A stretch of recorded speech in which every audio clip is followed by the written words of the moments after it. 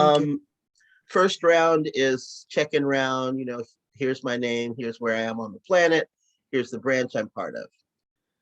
That's first round. Second round is, here are my thoughts for this subcommittee. Here's any vision or ideas I've got. Sort of just putting them out there.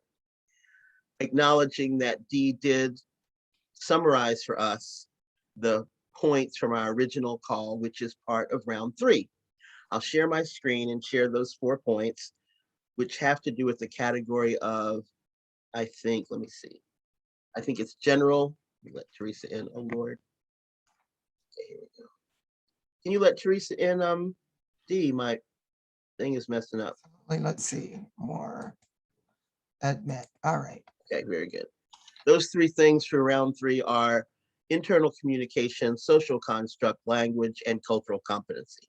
So round 3 will be about what do we want to focus on and trying to identify those. Then we'll set the time for our next meeting. That way we'll be done in an hour. So let's start with round 1, introductions, your name, where you are, and any branch you're in. Who wants to go? Yeah, it's only 5 of us. Would you repeat that? Sorry. Your name, where you are, and your branch.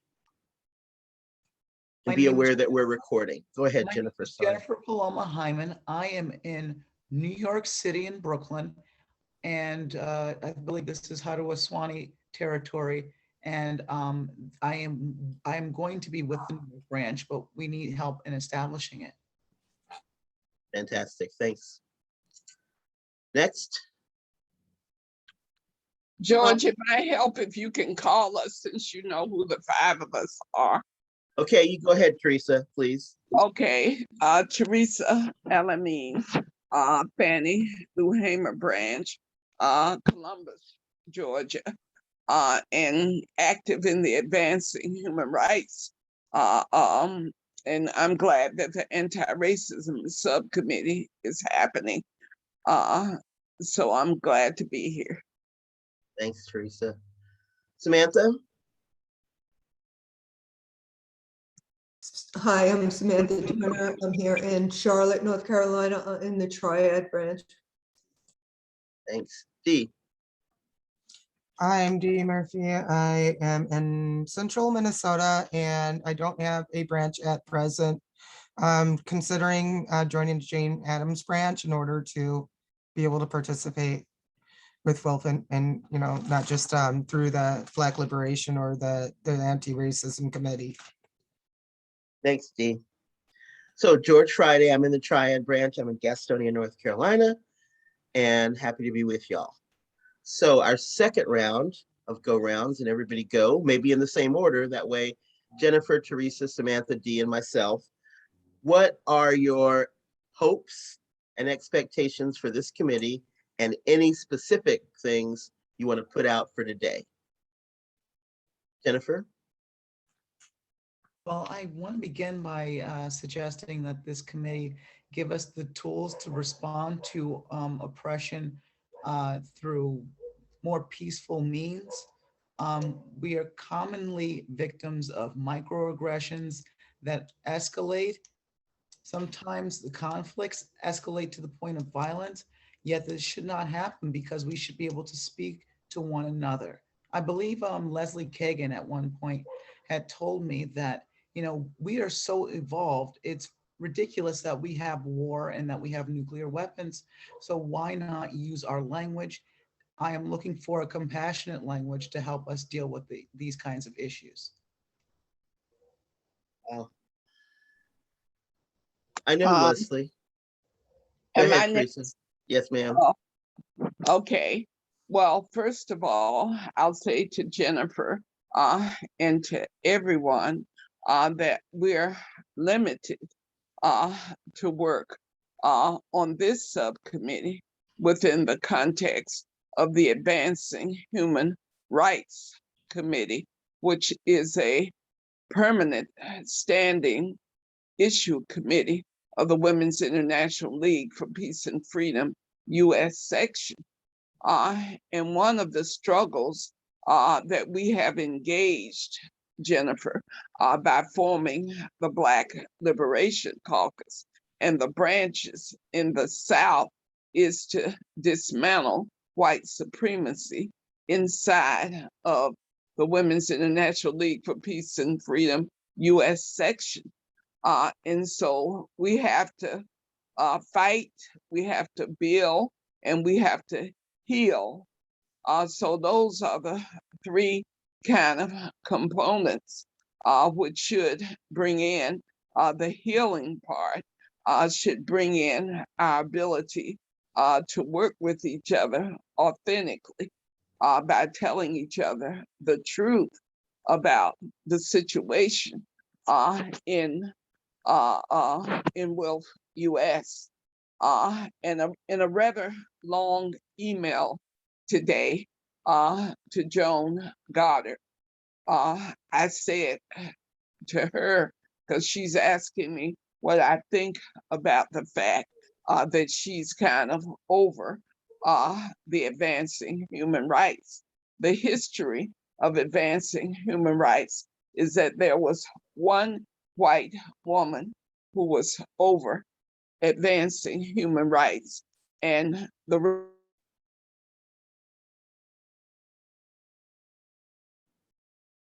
Teresa, we lost you.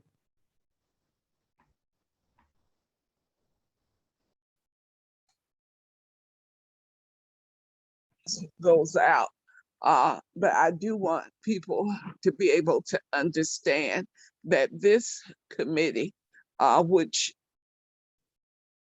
was shut down a few months ago, because after the white woman was removed by the president because they have a long-standing vendetta, Barbara Nielsen and Darian DeLu, two older white women who ran against each other for president.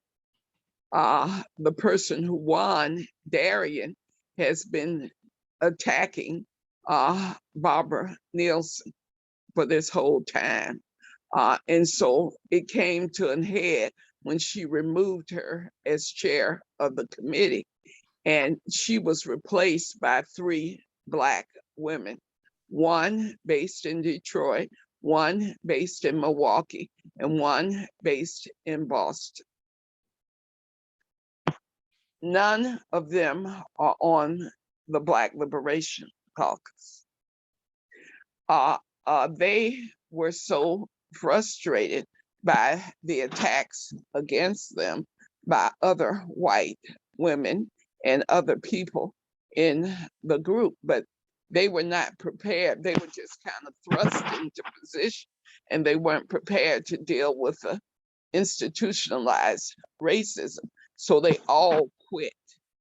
All three of them quit. So for nearly a year, there was no advancing human rights committee. And I kept pushing for it. And finally, Joan agreed to try to restart it. And she set up all of these subcommittees based on her vision of work that needs to get done.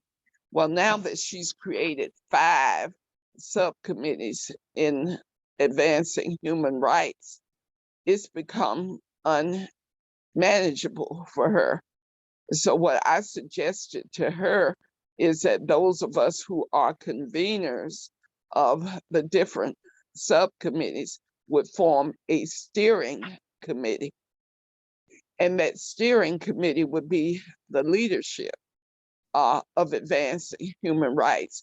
That would break the cycle of all white leadership over issue committees in Wilf US. So it will come up on the agenda on September 29th. And I'm bringing up with you because I want your support. It will be brought up on September 26th at the Black Liberation Caucus meeting. And I will be asking for support for this proposal that we rebuild advancing human rights by including women of color leadership as conveners of the work that we know the most about, and that's anti-racism, immigration justice, and ending mass incarceration. George is doing the anti-racism convening.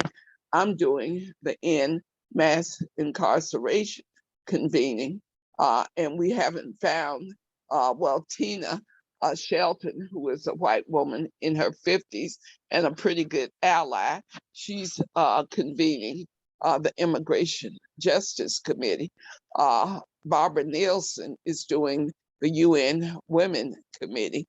And I will probably do the UN Decade Committee until we can find somebody else to do that. And I'm hoping that we will find somebody else to do that at the Black Liberation Caucus meeting. I'm sorry to be talking so long about it, but I am triple booked in this hour for Zoom meetings. So I did tell George that I would probably not be here for the whole meeting. So I'm probably gonna hop off now. And George, if you could continue with getting other people's thoughts, but I would appreciate you getting some conversation going on the proposal I'm making about a convener's steering committee as a leadership structure. Absolutely. Thanks so much, Teresa. And Take care. yes, and enjoy being double booked, triple booked, but thanks for being with us for the time that you have been. We're recording this. We don't have anybody taking notes, but we're recording it. And I want to underscore. Oh, did you hear what I said? No. No, about the proposal. Yes. That we will be taking up in this discussion and thinking about how do we support that proposal. Got it. Okay, who's next? I am.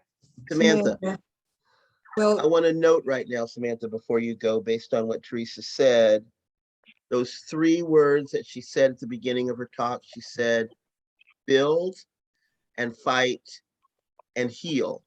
Actually, her order was fight, build, and heal. And Jennifer, based on what you shared,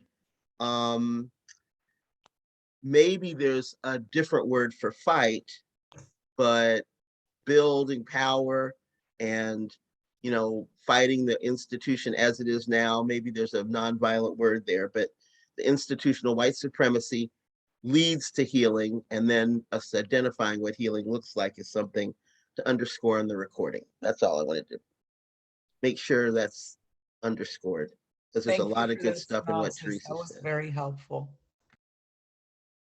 Samantha. hi. So my goal with this committee is to help empower real Black equity, and it's got to start in WILP itself. They have to understand racism. These women who have started this have no self-awareness of their own racism, and they have to start there, and we have to do something about that. I'm sorry it took me a while to get it, but Dee, I sent you a video that I found. It's we'll talk about it later, but that work has to be done here before they can even imagine starting real anti-racism work in the world, you know, and as a group. I mean, we can definitely start here doing work locally and as a group, but WILP is clueless, you know. I'm sorry, I'm direct. I'm from New York also. Hi, Brooklyn. My husband's Brooklyn. I'm Bronx. But they don't seriously understand that they're coming to us from the framework of white supremacy. They don't get that. And until they do, they won't know how to change it. So I think we have to start there if we want to really impact this WILP, you know. That's my opinion. But I feel like as a white person, you know, I can help bridge the gap, I guess you call it. And I'm, you know, absolutely willing to help you guys do anything, you know. That's all. I haven't dealt with such clueless white people as the WILF people since my 20s. I'm 61, so there you go. D. I just am listening. I'm trying to catch up on everything.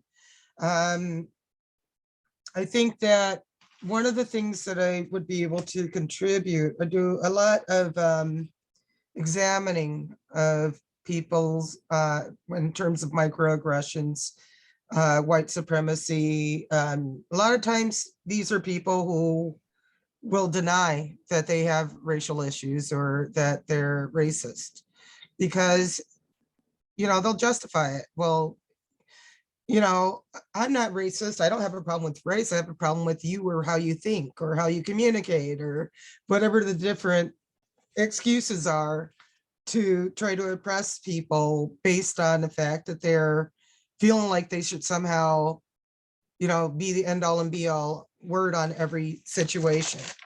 Right. So if we're not different, then, it's not an attempt to conquer us as people or suppress or oppress us as people. It's the fact that we, they don't like something, how we present ourselves or whatever. So going there, what I'd like to see us do is just do some explorations of how to break through to people who are in denial. And an example that I can give are our friends. I think we all have Trump supporting friends in other communities, right? At some level or another. And they will insist, I'm not racist. I just think things should be A, B, C, D, E, and F. And if you don't conform to that, as long you can be black, as long as you think this way. So we have to figure out how to break through that denial, how to dismantle it, and how to be honest with ourselves. Instead of just pointing the finger, we have to figure out also our internalized biases and be willing to answer this very same questions that we present to other people in order to make the most effective argument to kind of wake people up and convince them, as to what's really happening. So the same questions we ask them, we should be asking ourselves as well. And yeah, I see a lot of that in a Green Party and a Women's Caucus, everything else. There's, people don't mean to, sometimes it's accidental. And so we have to figure out the subtle and overt styles and be able to identify and separate that too. I had a question for you as far as, I see that Teresa has a proposal that she wants to rebuild. I want to know what would be the end results of this committee. Are we doing a presentation? Are we presenting our findings? Are we proposing new bylaws or some kind of vote? Or what is the end result? I do see that Teresa has a proposal, and also I'm wondering, are we going to meet between now and then to help her with that? Okay, then. So you have jumped to our third and last round of conversation. But let me put in my one for the second round, which is our hopes and expectations for the committee. I look forward to all of us working together to make plans about what exactly we're going to be doing as a committee. My hope and expectation, at least, at minimal, we create conditions for Black leadership, primarily Black women leadership, to be welcomed and supported within WILF. Preceding that, we have to deal with the white supremacy culture of WILF, not just individuals, but the institution itself. And then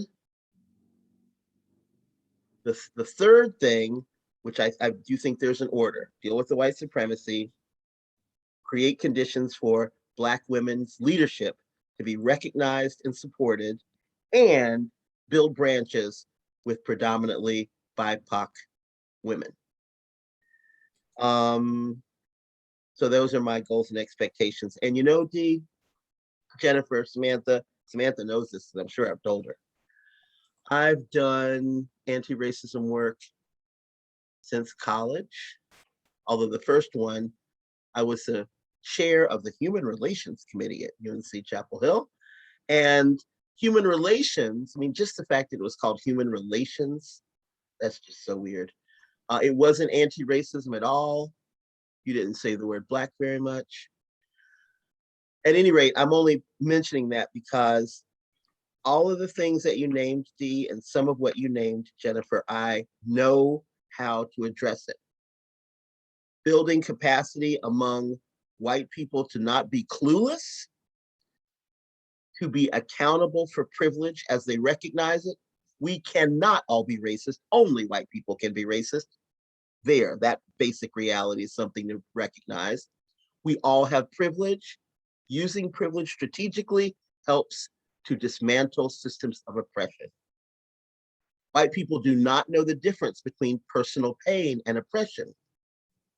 Growing up in a household where every time a parent got drunk, you were abused or beaten up, that's personal pain. It's also oppression because of your age, because of the power relationship, but it's personal pain.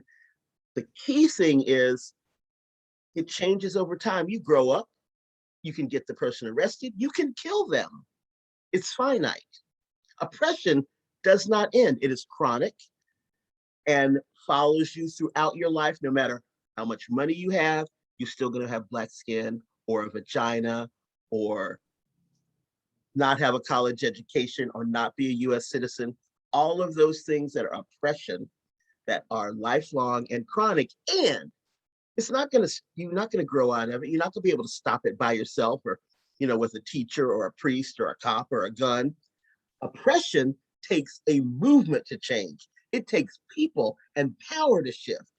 That's why that build, when Teresa said build, I'm like, yeah, because there's no way to end oppression. So for us to end the institutional oppression within wealth, we have to build power among white allies, among BIPOC members. So that means we need more Black people in wealth, more Black women who are ready to take leadership.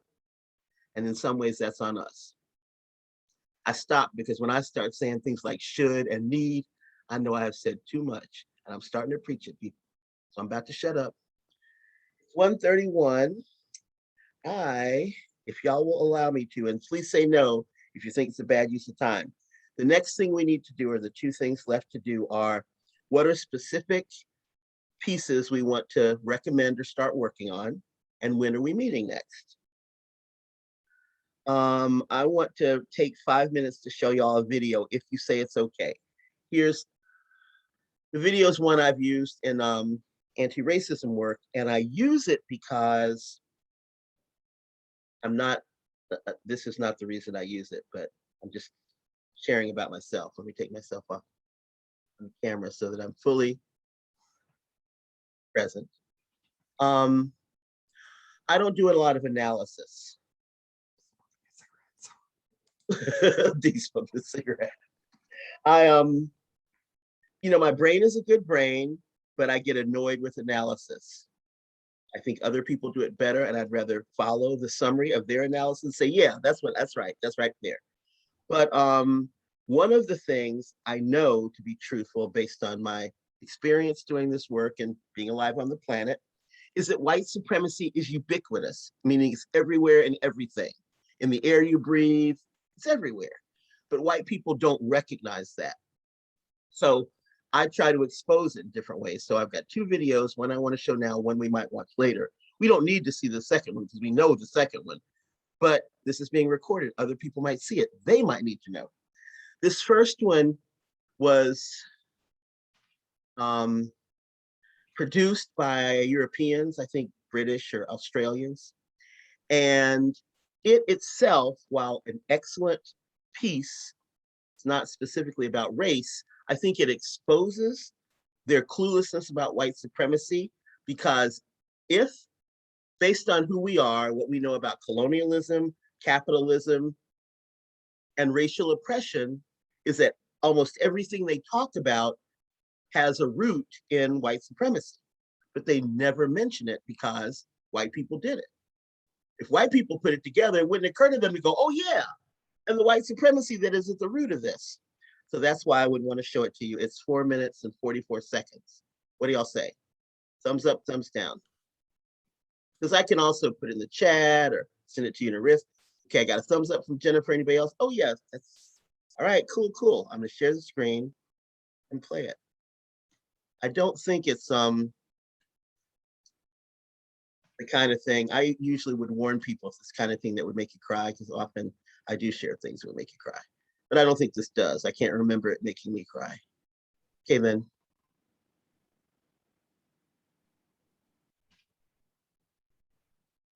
Play. Earth. Us. Earth. Us. Earth. Us. Earth. Us. But hang on, aren't we part of the Earth? We're organic creatures, made of the same molecules as everything else on our planet. One interconnected ecosystem that keeps us all alive. But are we superior, different, or special? Why do we so often feel, well, separate from the Earth? In fact, not everyone does. Throughout human history, lots of cultures have viewed their relationship to the Earth in other ways. Many still do. Animism, the belief that spirit infuses objects, nature, and the whole of existence, is a fundamental principle of many indigenous societies. In Taoism, cosmic energy or life force is everywhere and is constantly seeking harmony and balance between all things. Ancient Andean civilizations placed the spirit of Pachamama, or Mother Earth, at the very center of their worldview. And today, for many indigenous people of the world, like the Ua tribe in Colombia, the Earth is not just the dust from which human beings are made. It's the spirit of their people and ancestors. It's their history. It is life itself. This isn't always an easy idea for people in today's Western societies to grasp. The Druids of ancient Britain did grasp it, focusing their spiritual practices on a reverence and connection with nature. But when Christianity spread through Europe, animism was condemned as pagan and savage. European colonialism enforced these views around the globe in places like the Americas and Australia, crushing the indigenous peoples and their nature wisdom. Since the birth of agriculture, humans had been manipulating the world around them, harnessing, dividing and selling its natural resources. But under colonization, the earth became a place to be conquered, dominated, farmed, fished, plundered and mined on a vast scale. Was there any scientific thinking behind our ever-increasing control over the natural world? 17th century Europe thought so. In fact, thought was all the rage then. As French philosopher René Descartes and others like Sir Isaac Newton helped to kick off the Enlightenment, an era that prized reasoning, science and order. A new view of the world emerged, with human beings as the thinking, rational masters, and nature as our unthinking, unfeeling servant. Standing apart from her, humans investigated nature's ultimate questions, dissecting her into smaller and smaller pieces. This brought us great power. And with great power comes... you know the rest. The Anthropocene age had begun, an epoch defined by one dominant species, us. On a planet that is billions of years old, in just 500 years, much of the human race has come to see itself as the rulers and center of all life. Today, we are still trying to bend the planet's environment, processes, and biodiversity to our will. Our vast, sprawling cities have pushed nature out of sight and out of mind. The world is attempting to meet the urgent challenge of climate change. But can anything fundamentally change while we still see ourselves as somehow separate from Earth? There are signs of hope. Other voices are starting to be heard once again. Influenced by a resurgent indigenous view of Pachamama, Bolivia and Ecuador have passed laws granting all nature equal rights with humans. And in New Zealand, a Maori tribe has successfully fought to have their river and ancestor given the same legal rights as a person. In an interconnected world, can we humans find ways to truly reconnect to all life on the planet? A new era might start with one single idea. There is no earth and us. We are one.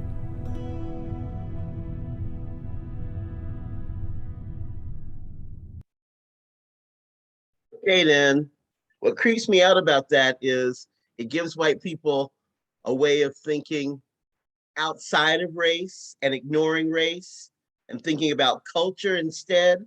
And if they're connected to the earth, then they don't have to be responsible for anything.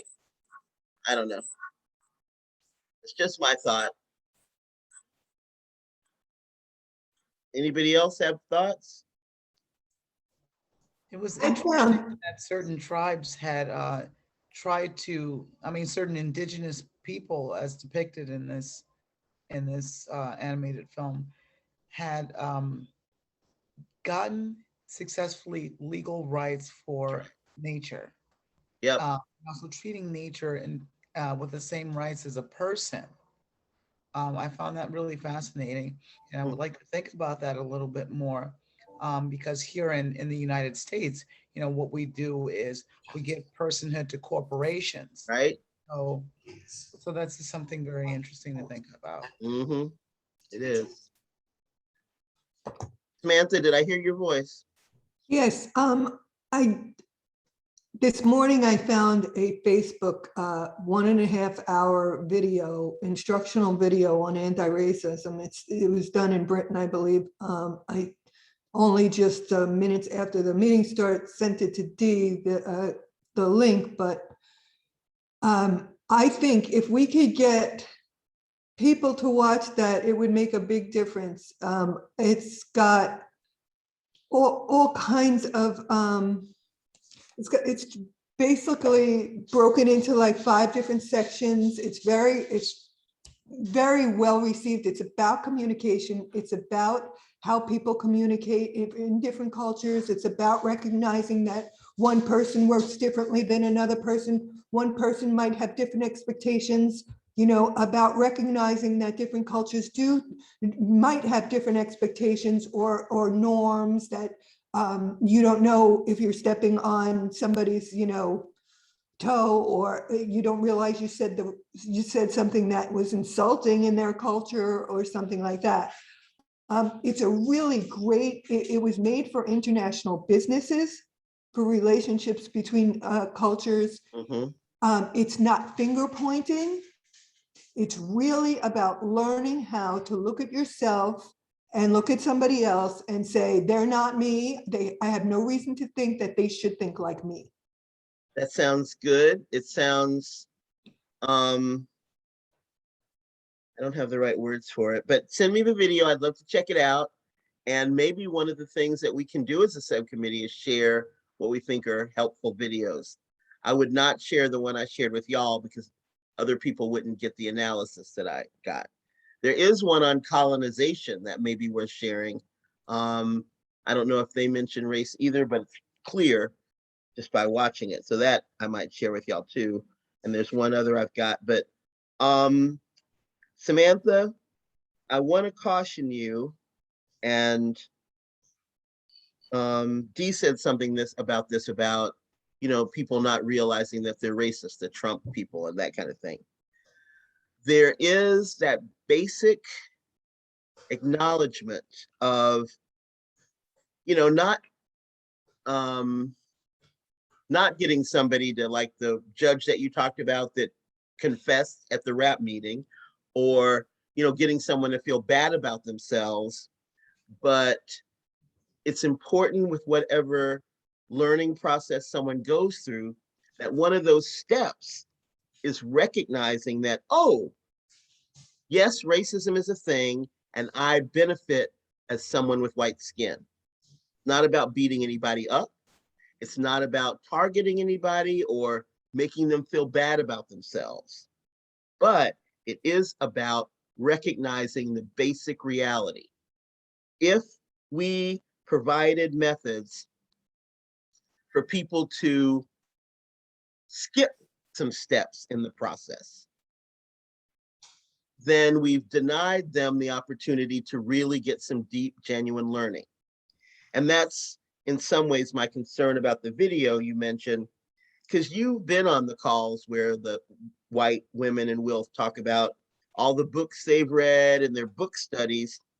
It hasn't changed their behavior or their This is, self-perception, even if they've said the right things.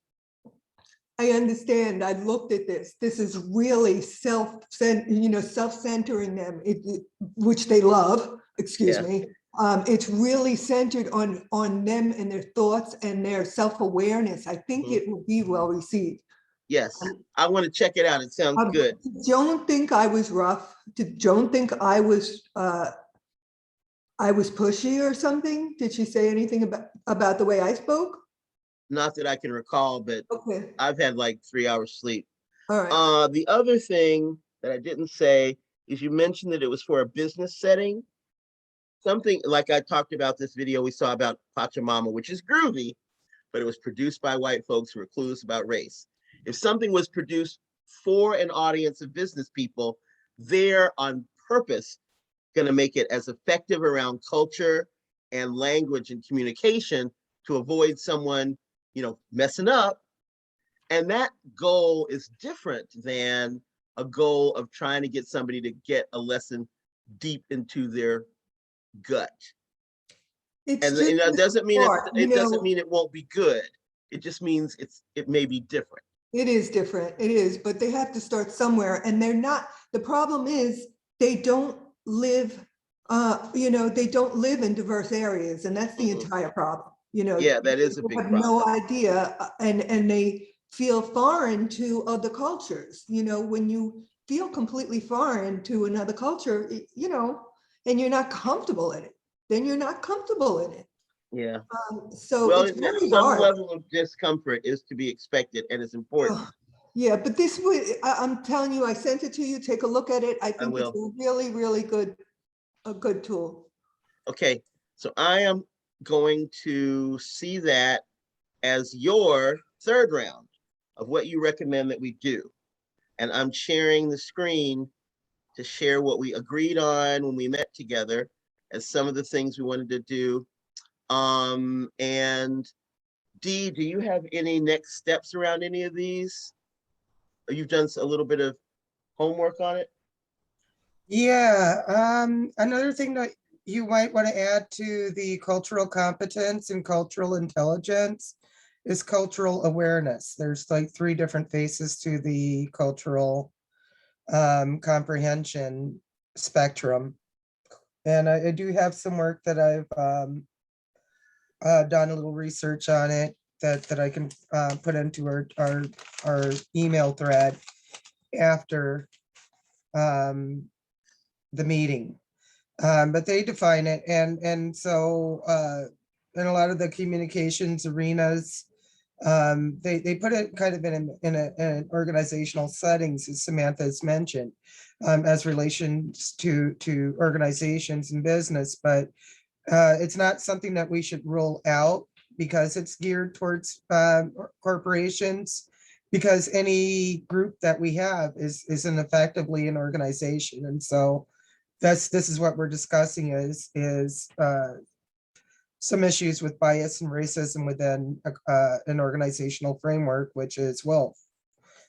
I thought the video was really good. I'm really curious to know who they came, where it came from, and probably discuss that later. But I think that one of the things that we might want to look at is, okay, where the video comes from and is something that we all kind of know in our gut. It's this connection to spirituality.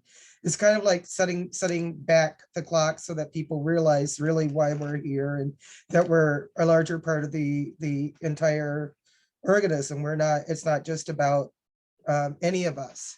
We all come in this together and we all have different approaches and everything else. However, well, when you were speaking, there's 2 things that jumped out at me that we might want to think about. One is accountability, because I think that a lot of people who are doing things such as the behaviors that you've been describing are not going to hold themselves accountable. So how do we break through in a way that they cannot shove off is, like you said, I've read this book about this. I know all about this, because we're back again to that mentality where I don't dislike you because of color. I dislike you because of what you said or how you communicate or whatever excuse that they will use to say it's not racism. Can I And get then you to pause for a second, D? You gonna be able to remember what you're gonna say if I say something? yeah, I got it written down. You're awesome. Okay. I'm trying to type on the thing that's a shared document, but that's not why I paused you. What I found best with accountability is to create some process. Often I'm doing workshops and stuff, so people are at a retreat or whatever. But to create a process where someone documents how they perceive themselves. Here's the person I am when it comes to race. And write it down or tell it to the person, your partner, if you're in a small group. Then you keep that. And that's the accountability piece. Then you're able to support them, because support and accountability are sort of two sides of the same coin or whatever.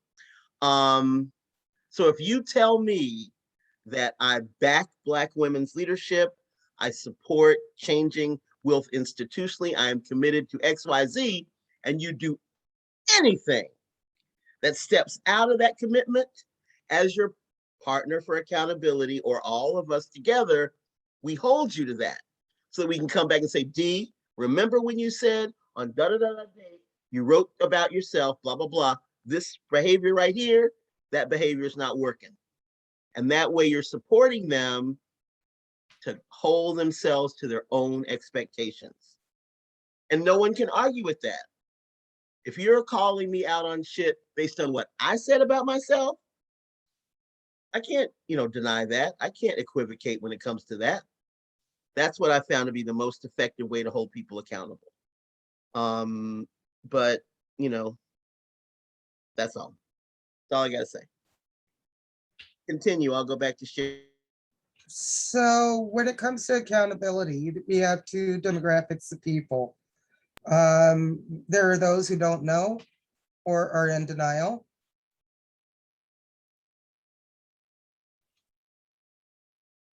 For instance, I use the Trump example. I had a conservative friend. Those who don't know or are in denial is one. And like, for instance, when Obama was elected, I used to hang out with a conservative friend. She listened to talk, Rush Limbaugh and all that conservative talk stuff, but we got along on other ways. Maybe it was a way of proving that she wasn't racist or whatever, but she listened to this stuff all day long. When Obama was elected, she called me crying on the phone saying, it's not that he's Black, it's just him, who he is. And she was just distraught. And she said, she called me later, the Black Panthers are taking over the polls, and there was like two people or whatever that showed up in Black Panther gear, they quickly wiped, got rid of them, whatever. They're taking over all the polls. And so there's that, no matter how much you talk to her, she's in this deep sense of denial to where she cannot acknowledge that underneath all of this, it's really a fundamental fear that of progress and really wanting to hold this Black man from becoming president. So there's the denial aspect. There are people who make an excuse not to care or be accountable would be the second category. And those are the people you're referencing, the people that say, well, I know all about this. I got this down, I don't need to have this lecture on how racist I am. I can't hear you. You're on mute. George, if you're speaking, you're on mute. Oh, I'm so sorry. I shouldn't have been speaking. I was thinking of all their excuses. I read a book. I went to a workshop. I don't need to be sat and lectured to make me feel bad about myself. Right? Grow up, people. This is America. All right. We've got 6 minutes left if we want to end basically on time, although we started about 10 after, so we could go after if y'all want to. But so the key is just to figure out how to break through to these two people, two groups of people. How to break through to people? That's okay. all. Thank you. I want to capture as much ideas as we can. Anybody have other ideas? Know how to break through. And y'all, I didn't expect us to come up with brilliant, solid things today. This is the first time we've gotten together. There might be people who want to weigh in as well. We do agree that we want to start as internally as we can with Wilf. And let's take 2 minutes to go back to what Teresa proposed. First of all, do we agree that we want to start with Wilf US? I don't know enough about Wolf to Okay. really, I admire you. I admire Teresa. I'm meeting Samantha and I'm listening to those, Jennifer's new like me. So I'm going to go with what you're telling us.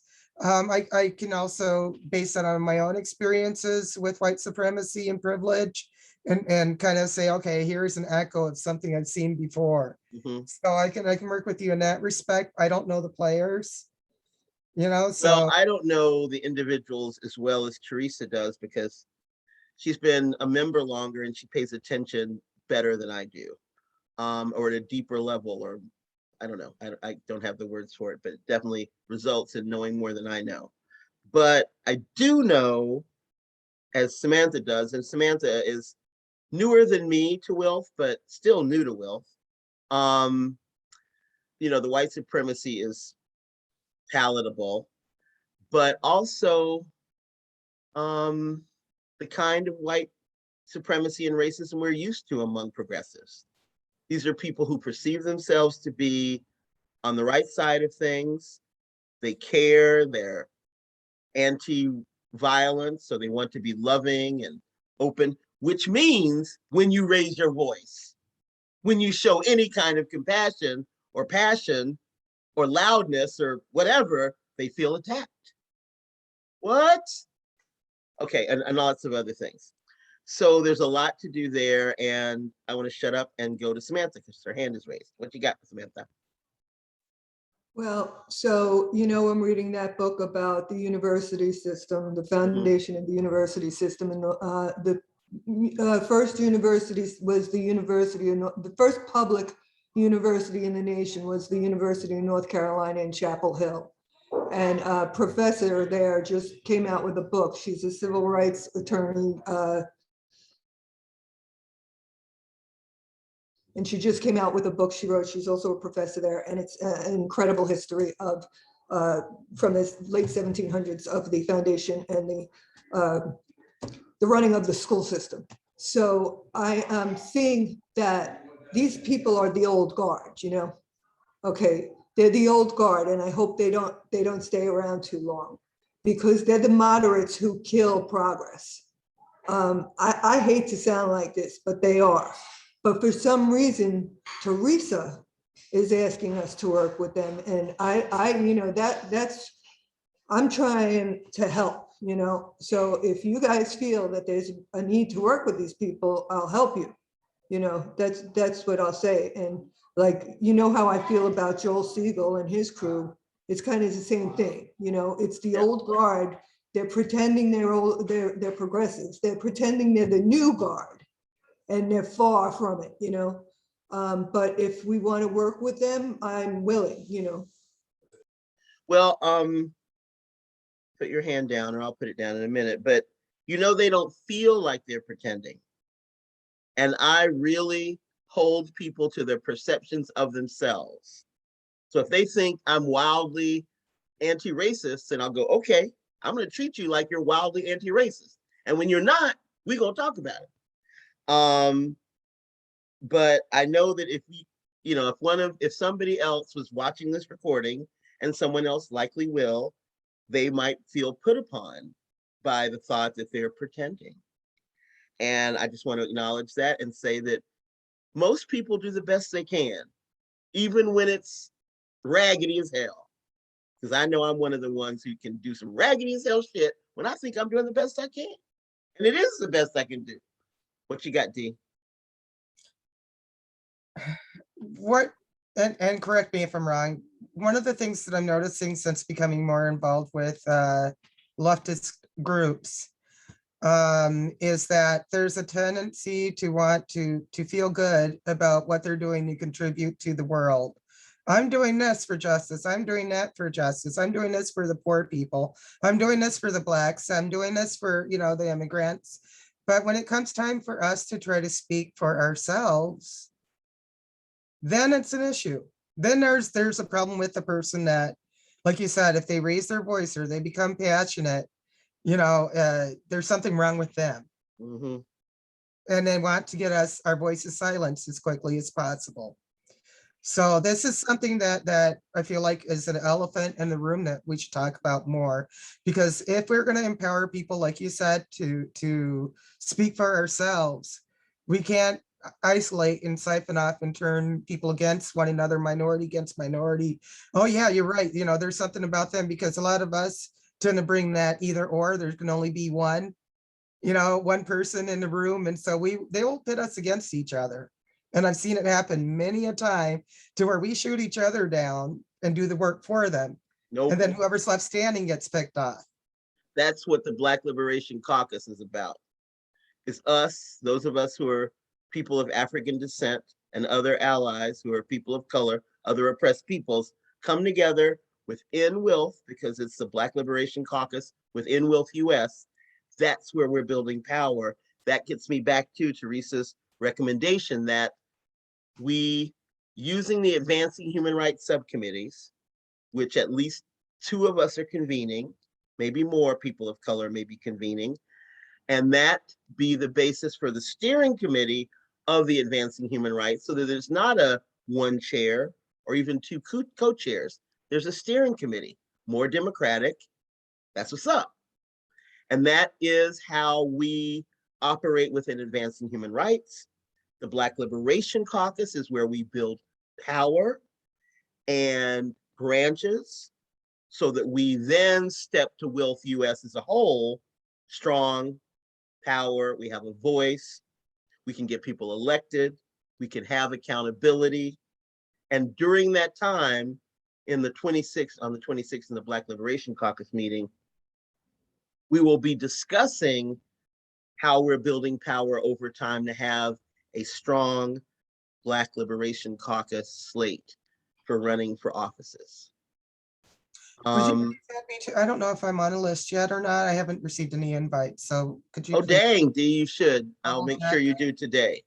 Thank And you. you too, Jennifer, if you haven't gotten it for the Black Liberation Caucus meeting, which is on the 26th, Next week. next Sunday at 4 o'clock. Next Okay, I Sunday. accepted something, but I thought it was for the 25th, so. Yes, double that's check. the Emoji Unity Talks. Okay, yeah. that- Everyone should definitely come to, because it's gonna kick butt. There's this woman, Nellie Hester Bailey, veteran activist of the era that Teresa's in. And she just has a lot she can share about patriarchy, and it's a burn patriarchy down to the ground session. It's gonna be awesome. Okay. So we have put out some ideas as a starting place. We need to meet to refine these and figure out, so what are our specific plans? So can we set a next meeting date? Oh, there's something I wanted to say. You said something that prompted me to want to say it, Samantha. I can't remember what it was. It's like these nuggets are floating in my head of thought, and they come back and they float around again. Can we meet in early October, like 2 weeks, or would you rather meet in a month? I have a question about that. It appears that Teresa's proposal is on the same day as the Black Liberation. Did I understand that right? Because she's going to propose, make that proposal to rebuild the AHR. On the 29th at the board meeting. Okay. WILF and has so- the board meeting the last something month, day of the month. I think it's a Tuesday or a Thursday. This month's board meeting for WILF US is September 29th. So should we, because the Black Liberation Caucus meeting is on the 26th. Yes. would we as a committee meet prior to then to figure out other ways to help Teresa and We her? need to, I think the only thing we need to do on the 26th is to come to the Black Liberation Caucus meeting and support this proposal. And the three of us coming, you know, you, myself, and Jennifer coming to that meeting and saying, yes, we support the concept of advancing human rights, the conveners, XYZ, and building power towards our slate. Okay, so that my question was directly relevant to your question about when we should meet next. Mhm. I don't think we need to meet before the 26th. I mean, Samantha seems like a pretty, good ally as far as being able to express what's going on. Is she on another committee that's going to bolster Teresa, or? Yes, the ending mass incarceration subcommittee, yes. So we're good. So do y'all want to meet in 2 weeks or a month? Preference is 2 weeks. Okay, That's fine. cool. So Yeah, let's if I look. put a month out, I'm gone. My mind will be somewhere else. So Your mind will be somewhere else in 2 weeks. yeah, I Steve? got to keep it fresh on the top there. Okay, so October 3rd, same time. Yeah. Yes. Is that gonna work? What day Okay. is that? It's a Sunday, Okay. like today. Today's Sunday, right? Yeah. Here's the thing I wanted to say, and I can't remember, Samantha, what prompted me to say this, but the stages for dealing with or getting to a place where you are active and useful around anti-oppression, and you've gone through these stages, you, Samantha Turner, but everyone has to go through them. First, there's awareness. Oh, this is a thing, and it's intellectual. And yeah, you read the books, you watch the videos, you see a movie, you have a personal conversation that goes, it's weird, it's an awareness. Then deepens to consciousness. That's where your heart and gut are engaged. I am conscious about this. I can see it when it happens. I can see it in myself. I can see it in others. Then deep down to your, base chakra, action. Get up off your ass and do something. You're aware, then you're conscious, then you act. So those stages, how do we get people to go through that? Awareness to consciousness to action. Most of the WILF women, I think, there's Barbara Nielsen, there's Tina, Sheldon, Margot, I think her name is Margot. Shelter, M. Shelter, could be Margot. She's a woman with dark hair and she's several hours away. But she really gets it about white supremacy. I've been on calls with her. So there's a handful of people that I can think off the top of my head who are probably, about where you are, Samantha. But we need dozens and dozens of women within WILF, white women within WILF, who are at least at consciousness. The act is get up and get some people to join your branch who are not white. That's it. And So listen, pardon, D? listen to their input instead of telling them how they should be thinking or what they should be saying or what's appropriate. Listen to where they're coming from and try to incorporate that into whatever's being done. That's excellent organizing practice. From decades of doing this work, D, that becomes a microaggression time. If I sit and listen to where white people are coming from around racism, I ain't got enough money for therapy or cannabis or wine or food. So no, my well-being is much more important than that. Now, if they're paying me $750 an hour, I'll listen all day, come day. But I rarely get paid that. I've never gotten paid that. But that's the number I'd have to have. So I have an awareness video I can show y'all. None of us need to see it, but and some of y'all may have seen it before because it's old, because the things I use are old. There's some good ones about, getting people to recognize the white supremacy thing. The one of my favorites is at the end of it, a Black woman said, "And you're lucky we want justice and not revenge." Y'all know who I'm talking about? Ooh, Dee hadn't seen that one. I think you've seen it, Samantha. She's reacting to the George Floyd outbursts and protests, and talks about how, oh dang, I'm gonna have to find it because I can't remember. And it's awesome. It's actually better than the one I was gonna show y'all. It won't take me long because, what is it? YouTube remembers what your search history. See, here she is. There's the short one that's 3 minutes and 40 seconds. I can send you the link to the 6 minutes and 46-second ones where she really breaks shit down. I will show this short one. The 5-minute one I wanted to show y'all is reminded me of what Teresa was talking about when it comes to building power. I might show that one at the end, but y'all might not have to stay and watch it, just so it's on the recording and other people who watch this will see it. Because that's the one about, oh yeah, we can't really do this so effectively by ourselves, but when we build power, get out of the way. But we're gonna see this one with this woman. Okay, hold up. This is the short version. I will send y'all the longer version, the link, because it's probably that economics was the reason that Black people were brought to this country. We came to do the agricultural work in the South and the textile work in the North. Do you understand that? That's what we came to do.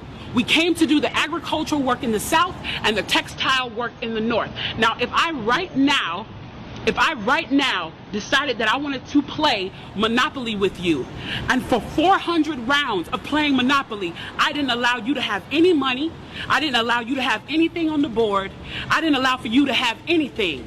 And then we played another 50 rounds of Monopoly, and everything that you gained and you earned while you were playing that round of Monopoly was taken from you. That was Tulsa, that was Rosewood. Those are places where we built Black economic wealth, where we were self-sufficient, where we owned our stores, where we owned our property, and they burned them to the ground.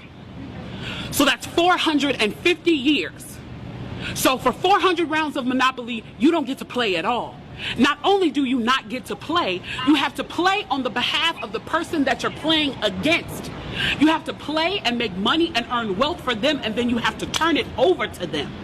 So then for 50 years, you finally get a little bit and you're allowed to play. And every time that they don't like the way that you're playing, or that you're catching up, or that you're doing something to be self-sufficient, they burn your game. They burn your cards. They burn your Monopoly money. And then finally at the release and the onset of that, they allow you to play and they say, okay, now you catch up. Now at this point, the only way you're going to catch up in the game is if the person shares the wealth, correct? But what if every time you share the wealth, then there's psychological warfare against you to say, oh, you're an equal opportunity hire. So if I played 400 rounds of Monopoly with you and I had to play and give you every dime that I made, and then for 50 years, every time that I played, if you didn't like what I did, you got to burn it like they did in Tulsa and like they did in Rosewood, how can you win? How can you win? You can't win. The game is fixed. So when they say, why do you burn down the community? Why do you burn down your own neighborhood?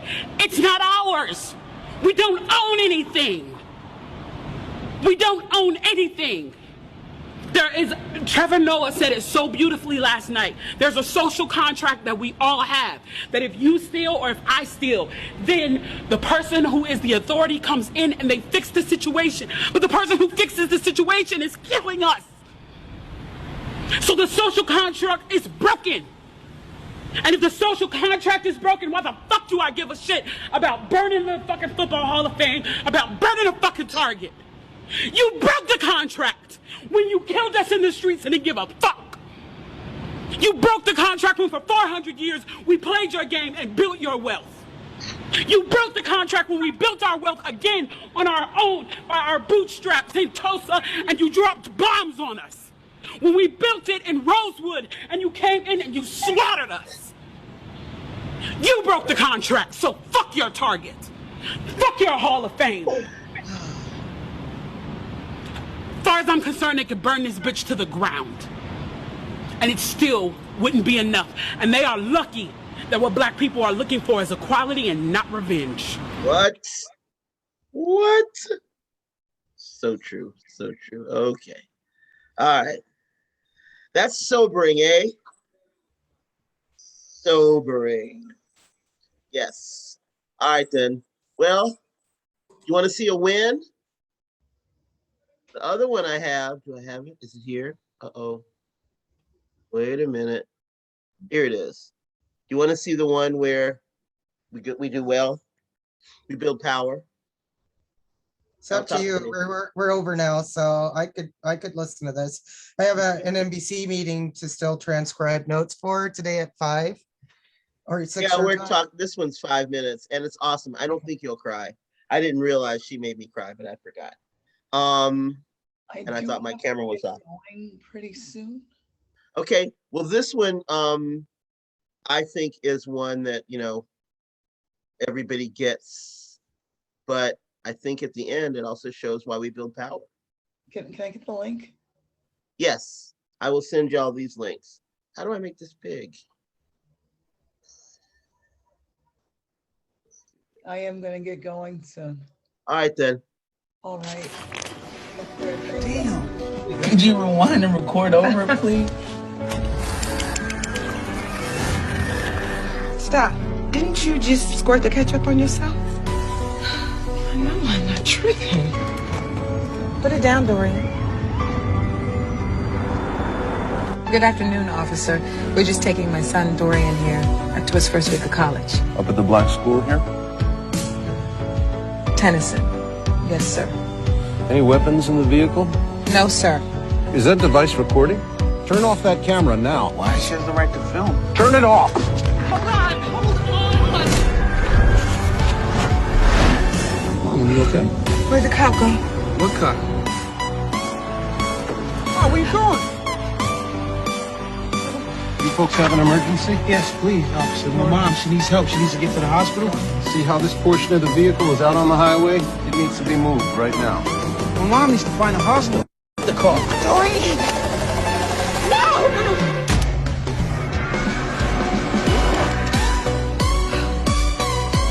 We gotta go. I haven't finished eating yet. Ow. Ms. Harrison, I need to see your driver's license, registration, and proof of ownership of that vehicle. Down what's in your hand. It's a camera. Yeah? This is my car. This is my car, and I am gonna drive my car out of this parking lot. Out of here.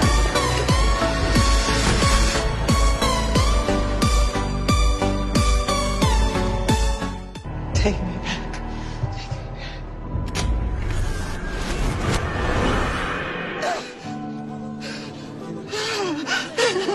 My baby. You okay? Yes. Nephew! I think this camcorder is magic, and it rewinds time or something. I believe you. Ain't nothing good ever come about in this country without us getting together. Let's take Dorian to school.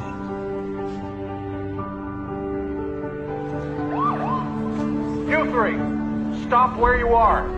Stop! Hey! Stop right now! Wind it, Bob. Not this time, Dorian.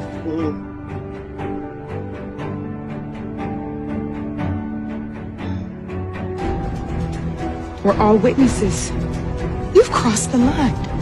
Harassing us, abusing authority. You've been profiling us, targeting us, following us, shooting us, killing us. Not anymore. Now we cross the line. My son will cross that gate. So back the up. Seriously.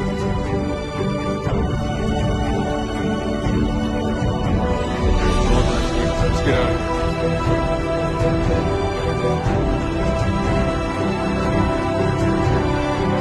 Go on, Dorian. Walk through that gate. Groovy. Groovy. That was groovy. That was groovy. All right, y'all. That was fun, yeah?